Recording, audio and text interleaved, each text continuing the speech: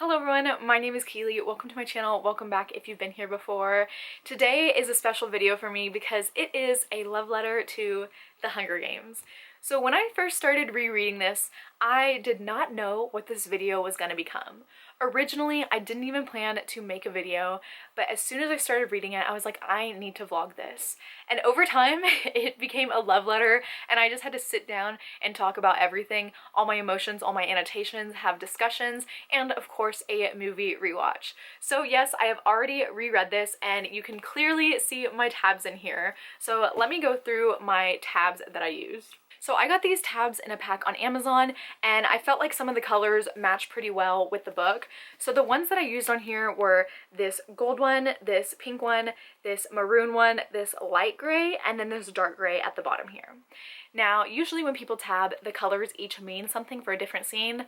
Not me. I just went in order of the tabs so I wouldn't have too much of one color, and I just tabbed all the parts that were my favorite, quotes that I loved, or things that just stood out to me, and even some foreshadowing in this first book. I just love this series so much, and I hope you enjoy my love letter. Alright, so we're going to start at chapter 1, obviously the first chapter, and I feel like I underlined and tabbed a lot in this chapter because it is the opening. You get a lot of backstory and information that I felt was pertinent to the story. So the very first part that I underlined was actually on page 4, and it's all about District 12. And it says, our part of District 12, nicknamed the Seam, is usually crawling with coal miners heading out to the morning shift at this hour. Men and women with hunched shoulders, swollen knuckles, many who have long since stopped trying to scrub the coal dust out of their broken nails, the lines of their sunken faces. So I really love that because it gives you a perfect picture of how horrible a place is, District 12, and how Katniss and Peeta essentially came from nothing. And it really does not make it seem like a good place at all. And then following that on page 6, I underlined, when I was younger, I scared my mother to death. The things I would blurt out about District 12, about the people who rule our country, Panem, from the far-off city called the capital. Eventually, I understood this would only lead us to more trouble. So I learned to hold my tongue and to turn my features into an indifferent mask so that no one could ever read my thoughts. I also wrote on the side here, and I put Katniss being a rebel even as a little girl. I love that paragraph so much because it does show you a glimpse of how rebellious Katniss can be and how she is the perfect person to lead a rebellion because even as a little girl, she learned quickly that she had to hold her tongue and make sure she watched what she said or she could get in trouble. On page 7, I just underlined Gale's name real quick and I put boo because we're all about Gale slander. And then at the bottom of page 7, going on to page 8, I underlined, I almost forgot, Happy Hunger Games. He plucks a few blackberries from the bushes around us, and may the odds... He tosses a berry into the high arc toward me. I catch it in my mouth and break the delicate skin with my teeth. The sweet tartness explodes across my tongue. Be ever in your favor. I finish with equal verve. So I was really intrigued by this one. I was reading this with my friend and she pointed it out to me actually, and I wrote at the top here, I love how this scene kind of foreshadows the berries at the end. So this is the first mention that we see of berries in this book. We see it quite a bit and this is the first time we see it, and so I feel like it's kind of a hint, kind of a nod to where the story is going to go. Alright, turning to page 13, I just highlighted, so now at the age of 16, my name will be in the reaping 20 times. I think it's interesting how they told us how many times Katniss's name would be in the reaping, just to see what her chances were. And now on page 18 and 19, I have a lot highlighted. So on page 18, I have an entire paragraph all about the Hunger Games.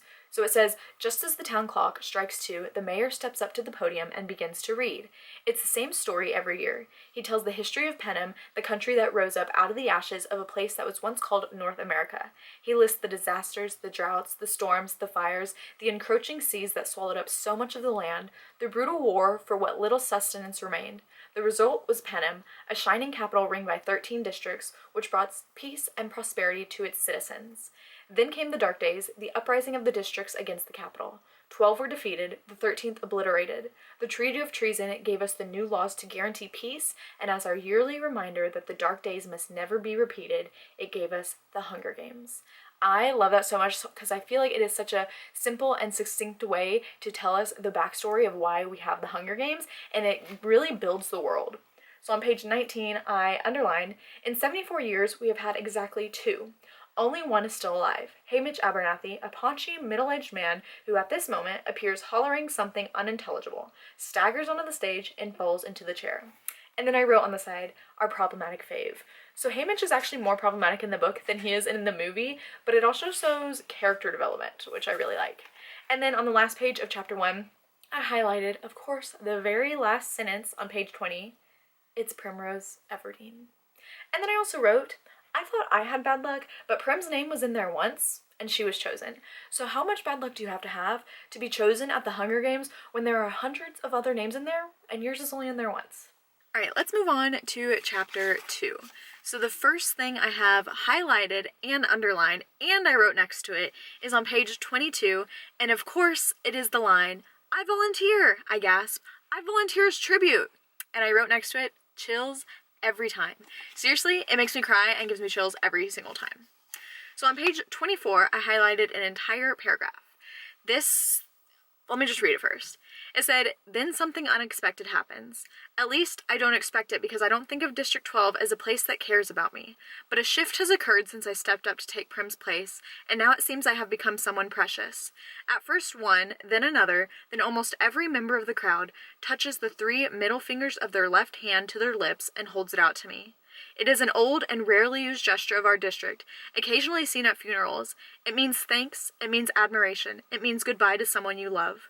I love that because it just shows you from the very beginning that Katniss is someone to be watched. And then following that up on page 25, we have Peeta Mellark. And I literally just highlighted and underlined and drew hearts next to his name because Peeta Mellark, like, that really doesn't need any explanation at all.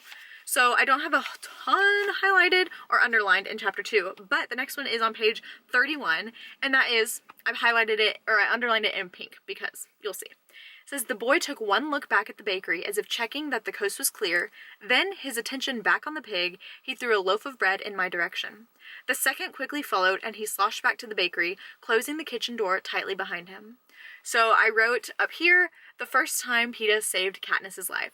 We see throughout the story that Peeta saves Katniss's life more than once, and this is the first time. And I also wrote in pink, the boy with the bread, and put a heart, because Peeta, he's just so pure. He's just the perfect man, honestly.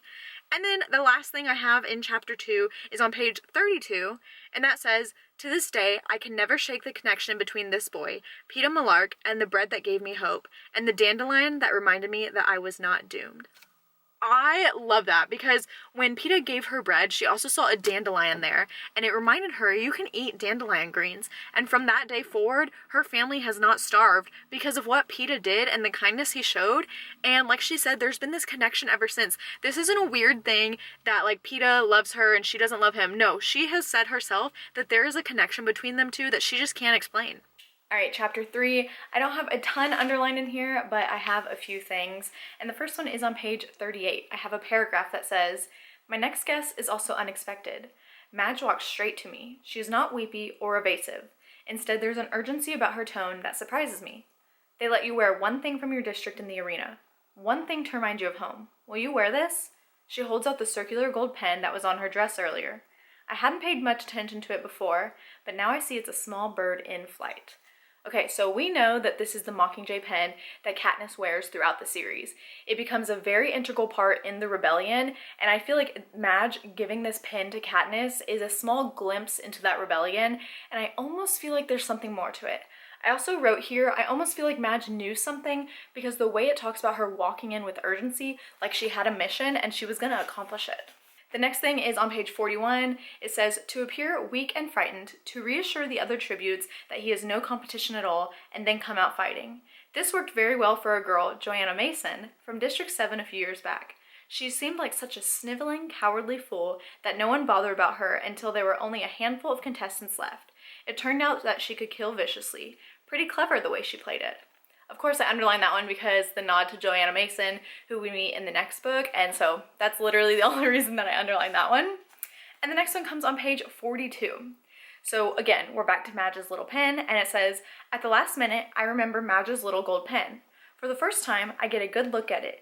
It's as if someone fashioned a small golden bird and then attached a ring around it. The bird is connected to the ring only by its wingtips.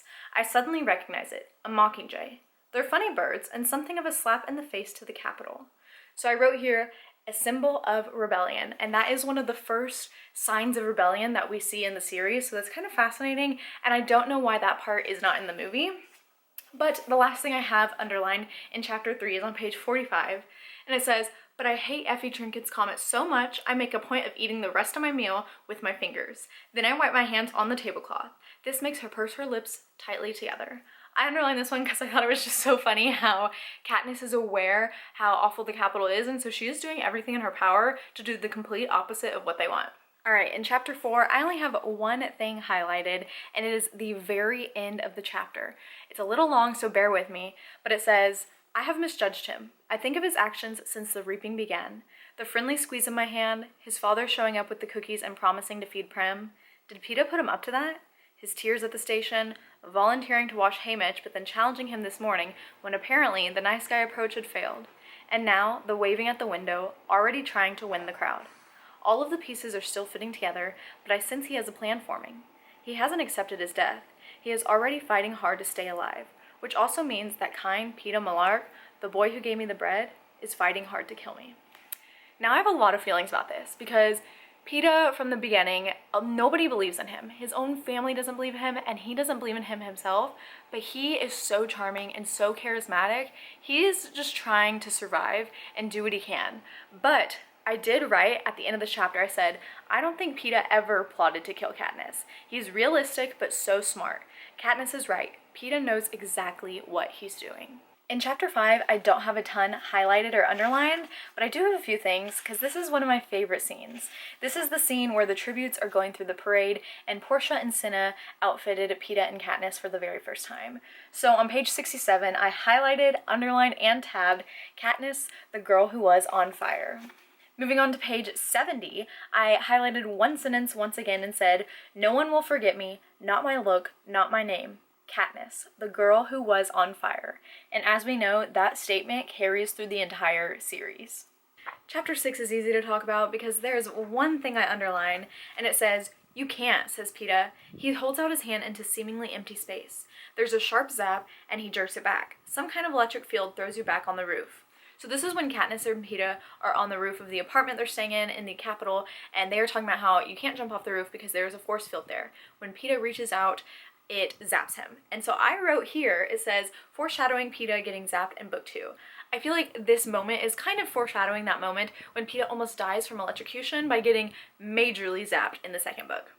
Chapter 7. I have a few things highlighted in this chapter, and the first thing is on page 90. So I have something highlighted and I also wrote next to it. And it says, "You know what my mother said to me when she came to say goodbye, as if to cheer me up? She says, maybe District 12 will finally have a winner. Then I realized she didn't mean me. She meant you," bursts out Peeta. "Oh, she meant you," I say with a wave of dismissal. "She said, she's a survivor, that one." "She is," says Peeta. Okay, so this is when Peeta is telling Katniss the last conversation he had with his own mother, and I write next to it, "We don't talk enough about how horrible Peeta's mom is. Like, Peeta is such a pure, soft, gentle soul, and he was raised in an abusive household, and he was put down constantly. He is about to go fight to the death, and his mom is still like, well, that sucks for you." Like, how awful is that? Following that up on page 93, I underlined and wrote next to this one in pink, so that means it's probably going to be something lovely, and I underlined, "I hear Peeta's voice in my head. She has no idea the effect she can have." Obviously meant to demean me, right? But a tiny part of me wonders if this was a compliment, that he meant I was appealing in some way. It's weird how much he's noticed me, like the attention he's paid to my hunting. And apparently I have not been as oblivious to him as I imagined either. The flower, the wrestling, I have kept track of the boy with the bread. And I wrote, Peeta clearly loves her. You can't ignore the feelings Katniss has too. Because as she points out, yes, he's been paying attention to her, but she's also been paying attention to him, and she notices his strengths, and that's not something that we should ignore because obviously she has feelings for him, and it's just growing throughout the series. Now on page 98, I underlined, "On the second day, while we're taking a shot at spear throwing, he whispers to me, 'I think we have a shadow.' I throw my spear, which I'm not too bad at actually, if I don't have to throw too far, and see the little girl from District 11 standing back a bit watching us. She's the 12-year-old, the one who reminded me so of Prim in the stature." And I just wrote in pink, Rue, with a heart, because that is one of the first glimpses we see of Rue and how she is attracted to Katniss and wants to eventually ally with her. But it's interesting how from the very beginning, Katniss is someone that she's drawn to. And the last thing in chapter 7 is on page 102, and I underlined, without thinking, I pull an arrow from my quiver and send it straight at the game maker's table. I hear shouts of alarm as people stumble back. The arrow skewers the apple in the pig's mouth and pins it to the wall behind it. Everyone stares at me in disbelief. Thank you for your consideration, I say. Then I give a slight bow and I walk straight toward the exit without being dismissed. So first of all, I obviously tabbed that because it is one of the most iconic scenes, and I actually wrote next to it too. I said, I love seeing Katniss's acts of rebellion before the actual rebellion even starts. She has no idea. Chapter 8, I only have one thing underlined, and this is right after Katniss shot the arrow, and so they are waiting for their scores, and she's nervous that they're gonna hate her. And the only thing I have underlined in this is the very last line in this chapter, and it says, Haymitch shrugs. Peeta has asked to be coached separately. And the only thing I wrote there was, I think Peeta asked to be coached alone because he wanted to save Katniss's life, but he didn't want her to know. Chapter 9, and this is actually the last chapter of part 1, and the first thing I have underlined is on page 120, and it says, the creature standing before me in the full-length mirror has come from another world, where skin shimmers and eyes flash, and apparently they make their clothes from jewels. Because my dress, oh my dress, is entirely covered in reflective precious gems, red and yellow and white with bits of blue that accent the tips of the flame design. The slightest movement gives the impression I am engulfed in tongues of fire. And I love that. That's when Katniss is wearing one of Cinna's dresses, and it reminded me so much of a Taylor Swift song, and I just had to write, I can still make the whole place shimmer, because that's essentially how Katniss was feeling when she put that dress on.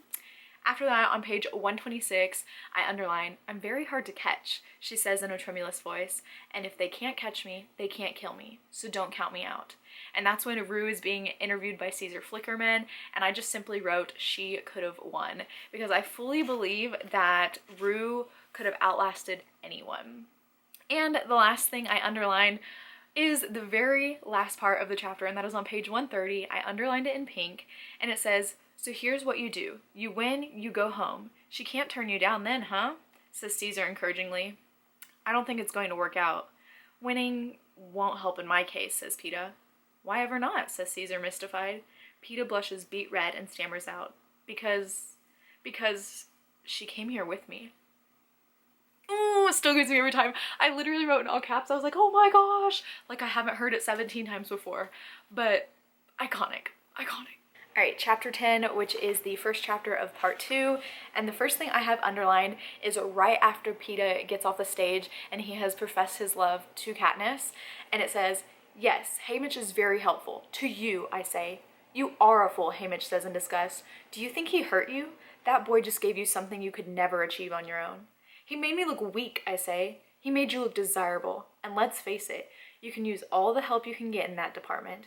You were about as romantic as dirt until he said he wanted you. Now they all do. You're all they're talking about. The star-crossed lovers from District 12, says Haymitch. Okay, and I also wrote next to it, Peeta always watching out for her. Peeta's entire gameplay has nothing to do with himself and only does whatever will help Katniss. And that is just like the first glimpse we see of that. But his feelings are real, but he is playing on his own feelings just so he can help Katniss. The next thing I have underlined is on page 141, and it says, I don't know how to say it exactly, only I want to die as myself.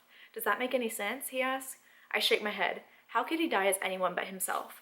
I don't want them to change me in there, turn me into some kind of monster that I'm not. Now this scene is really hard because I wrote in here foreshadowing for when the Capitol kidnaps him. Because as we know later in the series, when the Capitol kidnaps Peeta, they do change him, and that is the one thing he did not want to happen, which is completely heartbreaking. And the last thing I have underlined on page 147, the last sentence of the chapter says, ladies and gentlemen, let the 74th Hunger Games begin. Let's talk about chapter 11, because the games are beginning. I wrote at the top here, let the games begin. We are in the arena about to start, and as the games start and the clock goes off, on page 150, I underlined a whole paragraph. And it says, a boy, I think from District 9, reaches the pack at the same time I do, and for a brief time we grapple for it, and then he coughs, splattering my face with blood. I stagger back, repulsed by the warm, sticky spray. Then the boy slips to the ground. That's when I see the knife in his back. Already, other tributes have reached the cornucopia and are spreading out to attack. Yes, the girl from District 2, 10 yards away, running towards me, one hand clutching a half-dozen knives. I've seen her throw in training. She never misses, and I'm her next target. So I underlined this one and I wrote next to it, this is the first death we see, and that is why I felt it was important to note, because this is the first of many that are about to happen in the games. Now, I only have one other thing underlined in this chapter, and of course that is the very last line, and it says, I almost fall out of the tree. The voice belongs to PETA. So this is when Katniss is chased up into the tree by the careers, and she is realizing that PETA has aligned himself with the career pack, and there is a sense of betrayal there. So I wrote down, I think PETA and Haymitch planned this betrayal so people would feel sorry for Katniss and she would get more sponsors. So as we learn later, PETA and Haymitch did come up with the plan to save Katniss, but I feel like this one in particular is so she would get sponsors and people would feel sorry for her because of this lover betrayal. Chapter 12, and the first thing I have underlined on here is page 164, and it says, no, I need to look one step ahead of the game. So as I slide out of the foliage and into the dawn light, I pause a second, giving the cameras time to lock on me. Then I cock my head slightly to the side and give a knowing smile. There, let them figure out what that means. Okay, so this scene in particular stood out to me, and I wrote next to it, she's so smart and knows how to play the game, but she's also so clueless. So as she is playing this game, fighting for survival, she's also thinking about how the audience is going to respond and where the cameras are at any given moment. So in that case, she is so smart, but she's also so clueless because her immediate reaction is that PETA actually betrayed her. Now, who in any world would think that PETA betrayed anyone? Like Katniss. Think about it for a second. And then on page 166, I have a big paragraph highlighted. So this says, it's late afternoon when I think I found help. I spot a cluster of berry bushes and hurry to strip the fruit, to suck the sweet juices from the skins. But just as I'm holding them to my lips, I get a hard look at them. What I thought were blueberries have a slightly different shape, and when I break one open, the insides are blood red. I don't recognize these berries. Perhaps they are edible, but I'm guessing this is some evil trick on the part of the game makers. Even the plant instructor in the training center made a point of telling us to avoid berries unless you were 100% sure they weren't toxic. Something I already knew, but I'm so thirsty it takes her reminder to give me the strength to fling them away. So this one was important to me because I wrote, this is another hint to the berries. Like I said earlier, we get several hints to the berries, and this is yet another scene that hints at not all berries are safe, and that might come back to bite them. Chapter 13, the first thing I have underlined is on page 177, and it says, Katniss, the girl who was on fire. And I wrote quite literally, because this is after the game makers sent the fire to her, and she got burned. And so she was quite literally the girl on fire. And on page 181, I underlined, now I smile. How's everything with you? I call down cheerfully. This takes them aback, but I know the crowd will love it. Well enough, says the boy from District 2. Yourself? It's been a bit warm for my taste, I say. I can almost hear the laughter from the Capitol. The air's better up here. Why don't you come on up? So I underlined this and I put, I heart sassy Katniss, because this is when the careers and PETA chase Katniss up into a tree after the fire, and Katniss realizes they can't come up and get her because none of them are as skilled as she is at climbing, and so she just kind of makes them laugh, or makes me laugh anyway, and jokes around with them, and they are frustrated. So on page 182, I underline, my bow, my arrows, and I underline this because this is a love story people don't talk about enough. Katniss and her bow and arrows. And then the last thing in this chapter I underlined on page 184, and this is in pink, and I only underlined one word, and that is rue. And I also wrote, the beginning of a beautiful yet short friendship. Now chapter 14 is really easy to talk about because I only underlined something at the very end of the chapter, and that says, and it's actually italicized in the book, and it says, PETA Malark just saved my life. And I wrote next to it, again, because PETA is constantly saving Katniss. Like, that's his mission in life. Chapter 15, once again, I only have one thing underlined in this chapter, and that is on page 200. And it says, you know, they're not the only ones who can form alliances, I say. For a moment, no response. Then one of Rue's eyes edges around the trunk. You want me for an ally? This moment is so special. It's when Katniss goes for the underdog like she always does and aligns with Rue, and we all love Rue so much. Chapter 16, once again, I only have one thing underlined, and that is on page 211, and it says, Rue, who when you ask her what she loves most in the world, replies, of all things, music. I love this, that we get to know what Rue loves most in the world, because when she is taking her last breath, what does Katniss give her? Music. Chapter 17, I actually don't have anything underlined, so we're moving right along to chapter 18. And on page 233, I have the opening scene underlined, which is, the boy from District 1 dies before he can pull out the spear. My arrow drives deeply into the center of his neck. He falls to his knees and halves the brief remainder of his life by yanking out the arrow and drowning in his own blood. So I wrote right here, this is Katniss's first intentional kill, and this is the boy that killed Rue, and so she definitely has intention, and she does it without hesitation, without even thinking, and so this is something that she reflects on later, and she's like, why is that so hard for me? People are dying all around me, but then she realizes that is her first kill, and so that sticks with you. On the next page, 234, I underline in pink, don't go. Rue tightens her grip on my hand. Course not. Staying right here, I say. I'm moving closer to her, pulling her head onto my lap. I gently brush the dark, thick hair behind her ear. Sing, she says, but I barely catch the word. Like I said in the previous chapters, Rue said she loves music, and so that is her last request, and of course, Katniss grants it. And on page 235, oh my gosh, I'm getting emotional. On page 235, I didn't underline anything. I just put goodbye, Rue, which that is the one of the most tragic deaths in the series, if not the most tragic. And then following that up on page 236, I underlined, then I remember Peeta's words on the roof. Only I keep wishing I could think of a way to show the Capitol they don't own me, that I'm more than just a piece in their games. And for the first time, I understand what he means. Oh, I'm crying. Okay, on page 237, I have a few things underlined on this page. And the first thing is one of my favorite scenes in the entire book. I love this scene so much. So it says, a few steps in the woods grows a bank of wildflowers. Perhaps they are really weeds of some sort, but they have blossoms and beautiful shades of violet and yellow and white. I gather up an armful and come back to Rue's side.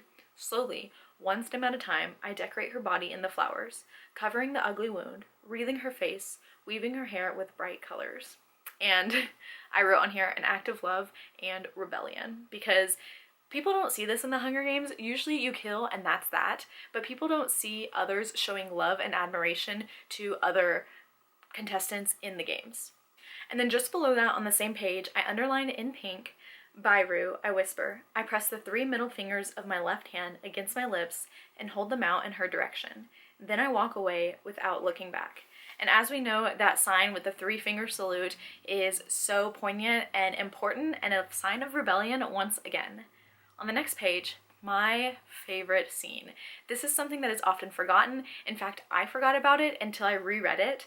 And it says, I open the parachute and find a small loaf of bread. It's not the fine white Capitol stuff. It's made of dark ration grain and shaped in a crescent, sprinkled with seeds. I flash back to Peeta's lessons on the various district breads in the training center. This bread came from District 11. I cautiously lift the still warm loaf. What must it have cost the people of District 11 who can't even feed themselves? How many would have had to do without to scrape up a coin to put in the collection for this one loaf?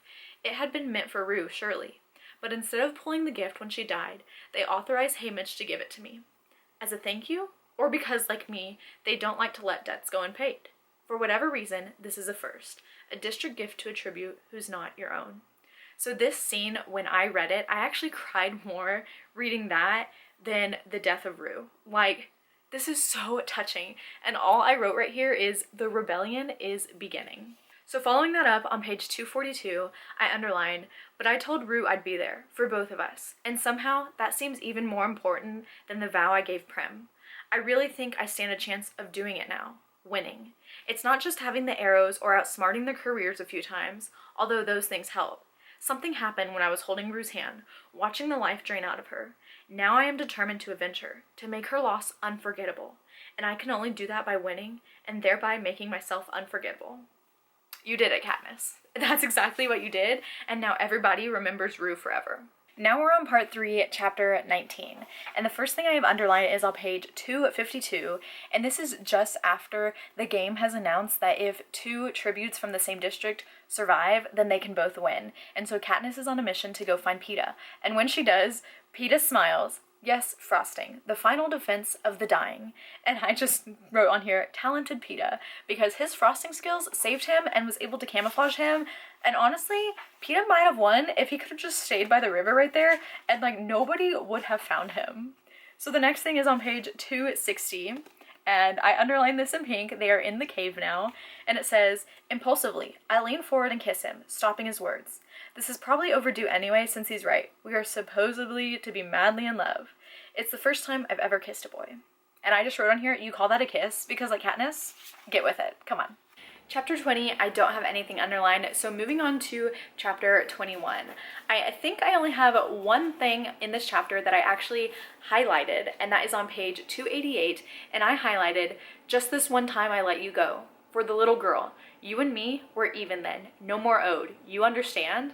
This is when Thresh saves Katniss's life, and he has every opportunity to take her out, but he like sacrifices his own life, basically. That's what it comes to. He saves Katniss's life because of Rue. Everybody loves Rue.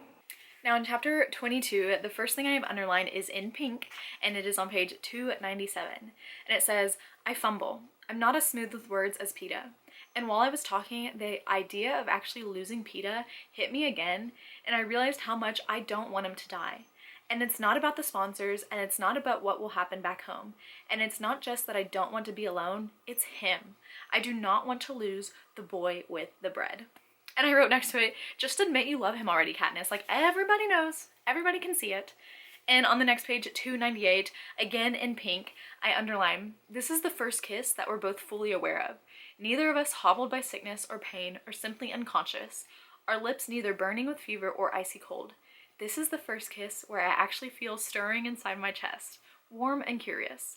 This is the first kiss that makes me want another. Oh my gosh! Chapter 23, I have a few things, and the first thing is on page 306. I have 2 separate things underlined here, but they kind of go together. The first part says, hey Mitch, how do you think he won the games, I say? And then a little bit further down it says, he outsmarted the others, says Peeta. I love that. Haymitch's games are so fascinating to me, and I mean, I'm not alone in this. I really want a book from Haymitch's games because that's what he did. He outsmarted everyone, and I love learning about his games.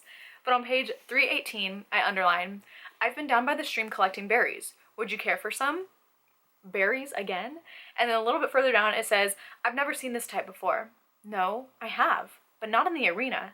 These aren't ruse berries, although they resemble them. Nor do they match any I learned about in training. I lean down and scoop up a few, rolling them between my fingers. My father's voice comes back to me. Not these, Katniss. Never these. They're nightlock. You'll be dead before they reach your stomach. And I literally wrote on the side, enter the berries. On the next page, again with the berries, on page 319, it says, I stop him, suddenly calm. No, Peeta, she's your kill, not Cato's. What? I haven't even seen her since the first day, he says. How could I have killed her? In answer, I hold out the berries. These berries, man, they're just gonna come back and haunt all of us. And they do. Now in chapter 24, the first thing I have underlined is on page 321. And it says, wait, I cry. I find the leather pouch that belonged to the boy from District 1 and fill it with a few handfuls of berries from the plastic.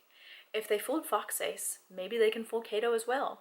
If he's chasing us or something, we can act like we accidentally dropped the pouch, and if he eats them, then hello District 12, says Peeta. And I also wrote, or fool the Capitol, because the berries. How, like, can you believe it all comes down to a handful of berries? Like, okay.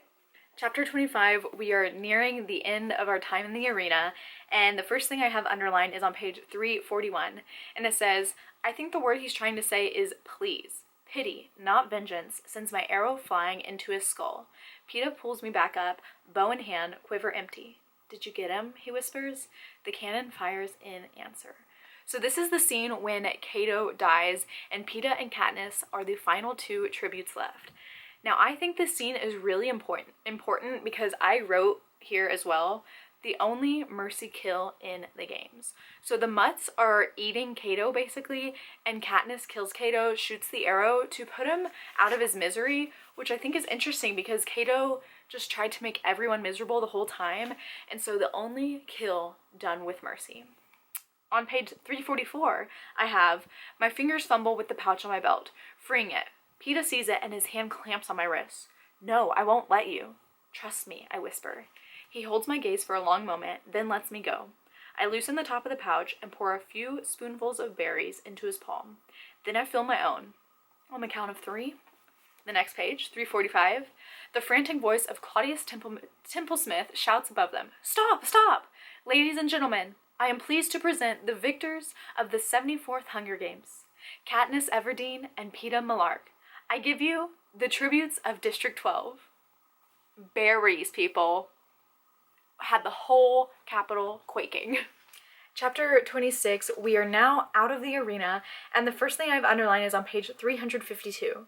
I run for them and surprise even myself when I launch into Haymitch's arms first.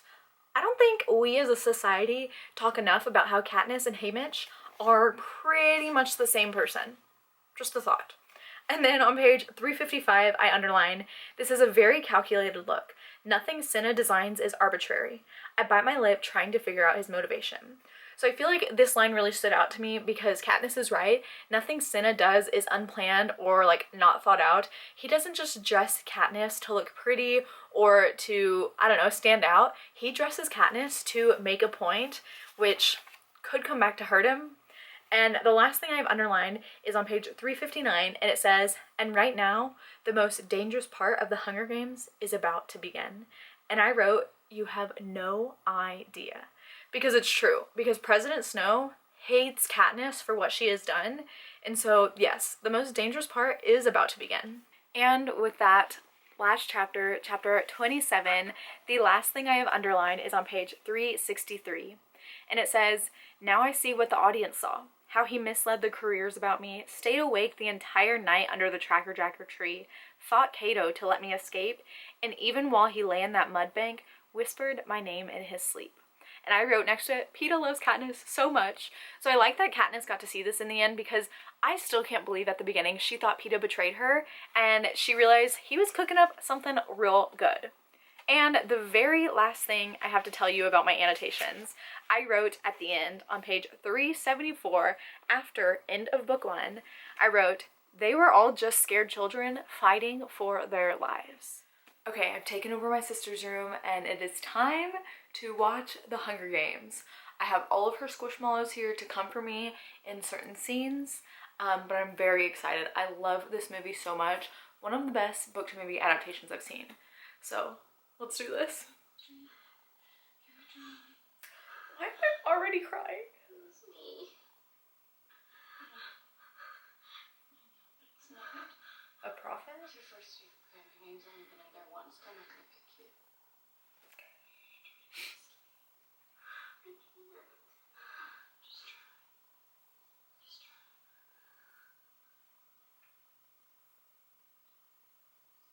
I'm literally already crying. We're 5 seconds in.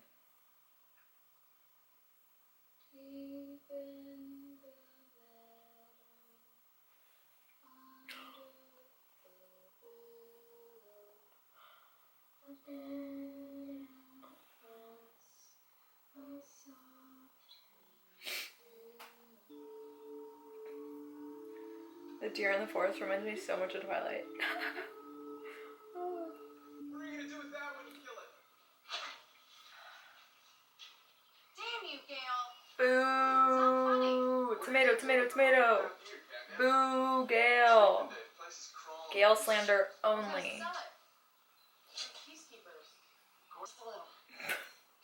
Prin wouldn't last a day in the Hunger Games. Wouldn't last a day. Welcome, welcome. Happy Hunger Games!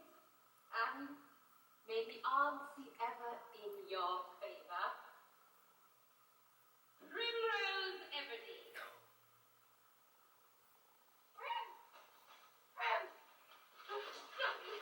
I volunteer! I volunteer! I volunteer!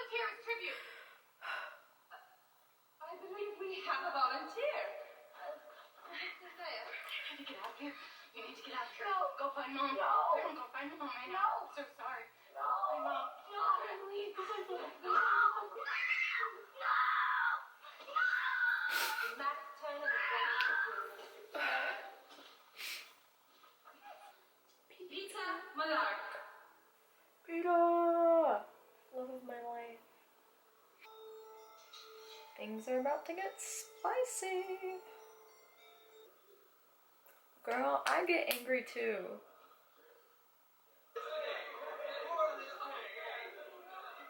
Oh, this is one of the best parts.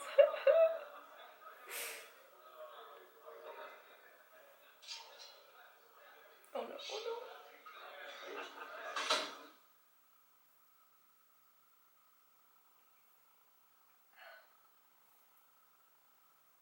Thank you for your consideration.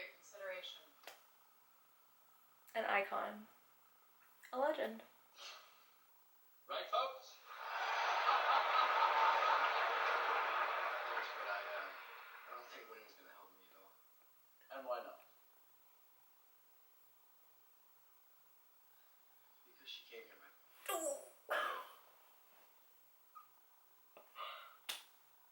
Well, that's bad luck. Oh man.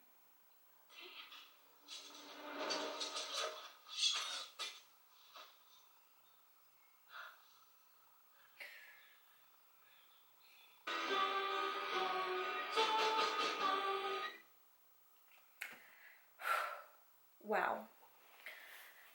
Okay. Wow. I just love that movie so much. I mean, I love the book, but like it's one of my, it's just such a good movie. However, I do have some notes. So, there are some things obviously that were left out of the movie that I really wish were included. Of course, that's always going to be how it is. There's always going to be stuff left out. But here are some things that I remember from recently reading the book that I wish were in the movie. First one is Madge's storyline. So Madge doesn't even exist in the movies, and Madge, if you don't remember, is the mayor's daughter, the mayor of District 12. And Madge is actually the one who gives Katniss the Mockingjay pen, which I feel like is an integral part in the story.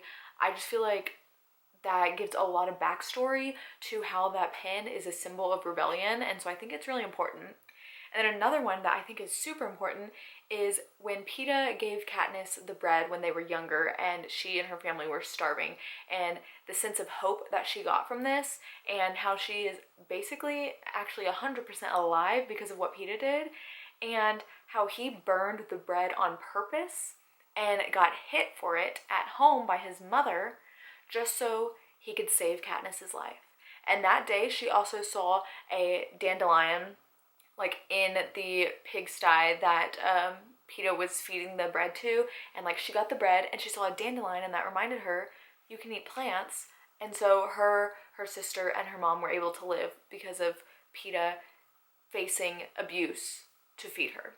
Another one is one of my favorite scenes in the book that I had completely forgotten about, and that is when she gets bread from District 11 after Rue's death. That scene is so symbolic because no tribute had ever received a gift from another district before, and it is just so great to me, and I really wish they had included that, because they include a riot scene from District 11 in the movie, which isn't in the book, and I would much rather have preferred the bread scene. Also, I hate when they show glimpses of Gale during the games. This isn't about you. Like, Katniss and Peeta will be having a moment in the cave, and then they flash back to Gale watching. Disgusting. Nobody cares. Like, grow up, get out of here. And they also don't show how severe Peeta's wound is. A lot of people don't realize Peeta lost a leg in the first game. Like, he had to have his leg amputated because of how bad the sword cut him and the infection, and he also got blood poisoning from it. So, like, the last part of the movie didn't happen exactly that way in the book because Peeta was on death's door, and I feel like that just shows, like, how much Katniss actually cared for Peeta because of everything she did for him.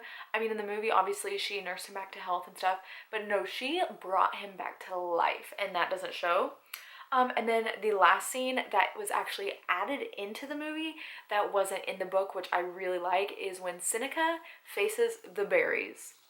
Iconic. One of the best scenes. Love that scene, and it shows how how much thought President Snow puts into this and how evil he is. But yeah, love the movie. Had so much fun rewatching it. And with that, The Hunger Games is complete. I had such a great time reading this. I don't know if any of you stuck around to the end, but this is my love letter to The Hunger Games. It is so good. It is just beautifully written. It is amazing. The storytelling in here, the characters, I fall so in love with it every single time I pick it up. And if you have made it this far in the video, go ahead and leave the fire emoji because Katniss was the girl on fire.